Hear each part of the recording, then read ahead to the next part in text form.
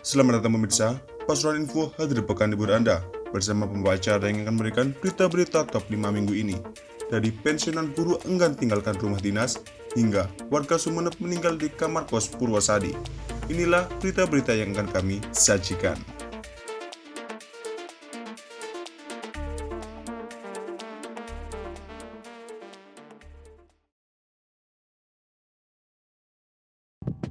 Satpol PP Kota Pasuruan terpaksa menertibkan Herman, pensiunan guru yang enggan meninggalkan rumah dinasnya di SDN Mangilan, Kota Pasuruan, Senin 6 Maret. Pensiunan guru olahraga ini diminta segera mengosongkan rumah dinas yang ditinggalkannya. Menurut salah satu guru SDN Mangilan, Wagiman, Herman sudah pensiun mengajar di sekolah tersebut sejak tahun 2020 lalu. Namun Herman enggan meninggalkan rumah dinas meski sudah ditegur oleh Dinas Pendidikan Kota Pasuruan. Wagiman menuturkan jika Herman sama istrinya dulu janji tidak meninggalkan bangunan sekolah, tetapi diulur terus. Bahkan sempat datangi dinas, namun tetap tidak mau meninggalkan rumah dinas. Bangunan kamar yang ditempati Herman dijelaskan Wagiman sebenarnya diperuntukkan bagi guru-guru honorer yang masih belum menikah.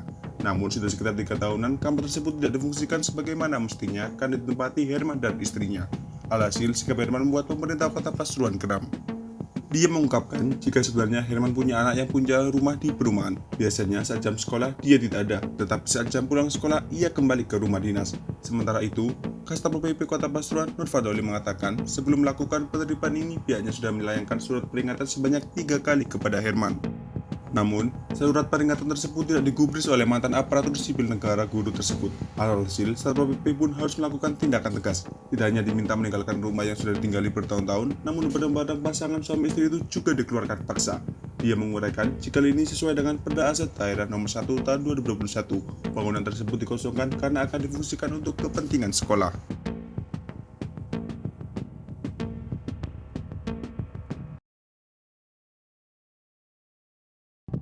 Kasus-kasus narkoba masih bermunculan di Kabupaten Pasuruan. Buktinya, sederet kasus penyalahgunaan narkoba diungkap Satres Narkoba Polres Pasuruan. Sepanjang Januari hingga Februari 2023, setidaknya ada 25 kasus. Kapolres Pasuruan AKBP Bayu Pratama Gubunagi mengatakan, maraknya peredaran narkoba tidak lepas dari permintaan. Pelaku-pelaku penyalahgunaan narkoba pun bergentayangan. Tidak hanya pengguna, kurir, pengedar, bahkan bandar beroperasi. Menurut Bayu, sepanjang Januari 2023, 9 kasus narkoba diungkap. Jumlah tersebut meningkat pada Februari yang mencapai 16 kasus. Tercatat, puluhan pelaku dijebloskan ke penjara. Total ada 31 tersangka, pada bukti 75,14 gram sabu-sabu disita. Kasatres Narkoba Polres Pasuruan AKP Slamet Wahyudi menguraikan peredaran narkoba saat ini banyak menyisir kawasan pinggiran, tidak lagi hanya di wilayah perkotaan seperti Pandaan dan Prigen. Itu terlihat dari pengungkapan kasus oleh anggotanya. Banyak kasus justru terjadi di wilayah Kecamatan Pasirpan. Para pelaku menyisir kawasan pinggiran dikarenakan ruang di perkotaan yang semakin menyempit.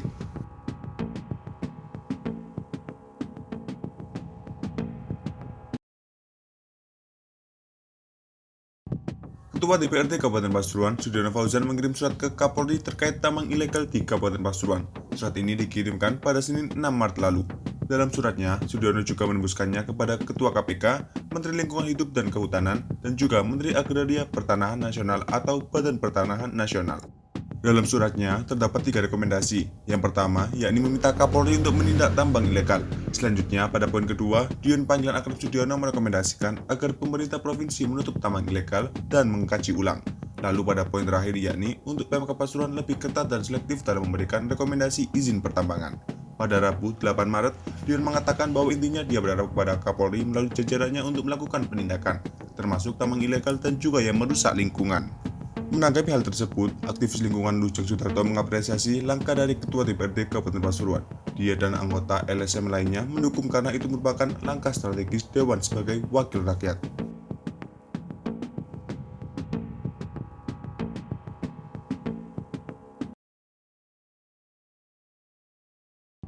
Sebanyak 103 ASN resmi dilantik dan dikukuhkan oleh Wali Kota Pasuruan, Saifullah Yusuf atau Kusipul di Gedung Gradika Kota Pasuruan, Kamis 9 Maret. Pengukuhan pegawai negeri sipil atau PNS dilantik dengan penyerahan secara simbolis SK-PNS kepada calon pegawai negeri sipil. Rinciannya ke 40 orang golongan 2 dan 63 orang golongan 3, serta pengangkatan pejabat administrator dan pengangkatan fungsional tertentu pada 106 ASN. Dalam sambutannya, Wali Kota Saifullah Yusuf berpesan agar momentum ini dijadikan para ASN untuk mengabdi dan memberikan layanan kepada masyarakat secara profesional serta disiplin. Menurut pria yang kali disapa Gusipul tersebut, disiplin terhadap kebijakan harus diterapkan oleh semua ASN, sebab mereka mengelola uang rakyat.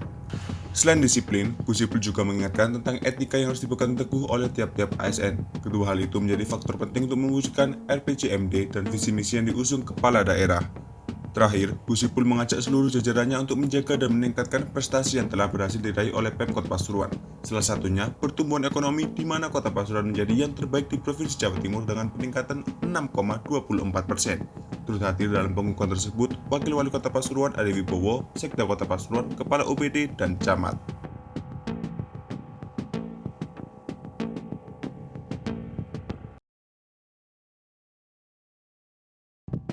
Warga RT 3 RW 5 Kelurahan Kecamatan Purwosari, Kabupaten Pasuruan Jumat pagi 10 Maret geger.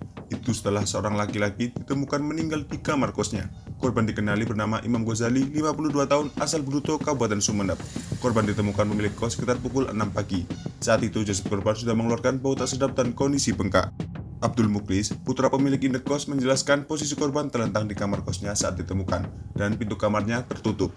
Saat dibuka kamarnya, ternyata korban sudah tewas. Sebelum menemukan korban meninggal, pemilik indekos dan warga sekitar curiga, sebab saat sebelumnya muncul bau tak sedap di sekitar kosannya. Baunya makin menyengat Jumat 10 Maret. Saat dicari-cari, ternyata ada lalat keluar dan masuk ke kamar korban. Lalu tercium bau busuk dari kamar itu. Dia lapor ke polsek dan oleh petugas pintunya dibuka. Ternyata korban sudah meninggal. Korban sendiri selama ini setiap harinya dikenal sebagai penjual kacamata keliling. Dia tinggal sendirian di kamar kos itu selama sekitar setahun belakangan.